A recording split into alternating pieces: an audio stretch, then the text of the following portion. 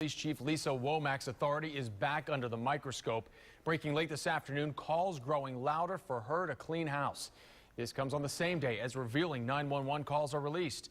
Ryan Raish is live for us in Lakeland tonight with the new details. Ryan? Jameson, for the first time tonight, we are hearing the 911 calls from the victim, who investigators say was sexually violated by Officer Julio Pagan. On those same calls, we hear, of all things, laughter when the victim tried to report the officer to his colleagues. I will send you an officer. Thank you very much. The woman who called 911 last month had every reason to believe another police officer was coming to her house to take her complaint about LPD officer Julio Pagan. She says he sexually battered her while on duty, and she tried to explain it to the dispatcher. You need to tell me what to do, because she's coming out here trying to get sex and trying to do this and that for me. And you know what? It's not right. You know what I'm saying? Immediately after the dispatcher said she was sending an officer, she phoned her sergeant. The lady keeps saying an officer keeps coming to her house and trying to take her to go get beer so he can proposition her. Do you have her number?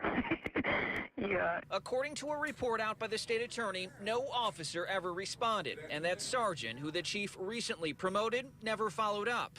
He is still on the job while dispatcher Christina Jordan is on paid leave. Her sister, who agreed to talk if we did not show her face, says she is being unfairly treated. She is the fault person. That's what they're doing. And I think it's wrong for them to even look at her like that, because she does her job and she does it very well. Meanwhile, Officer Pagan made his first appearance in court today. His attorney focused on a lack of evidence in the case, but the judge ordered the officer to be held on no bond. I think major changes are necessary. This afternoon, State Attorney Jerry Hill called out not only the dispatcher and sergeant for their inaction, but once again blamed the police chief and city manager. What Pagan points out is a cultural issue that Lakeland knew about. The city manager knew about it. The chief knew about it and did nothing.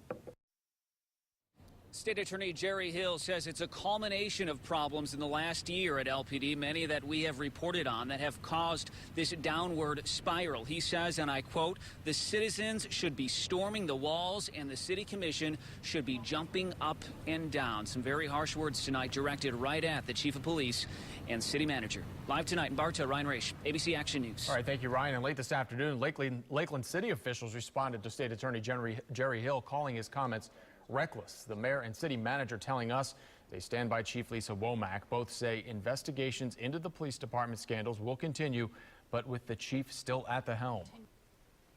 I understand how Mr. Hill feels, but I am not prepared to fire the coach for doing a good job. I believe it's personally motivated, and I believe that the characterization of the quality of the police department is a result of that motivation. Both also deny the allegations that the department has tried to stonewall the investigative process. They pointed out that 24 employees have already been disciplined and 13 officers have retired.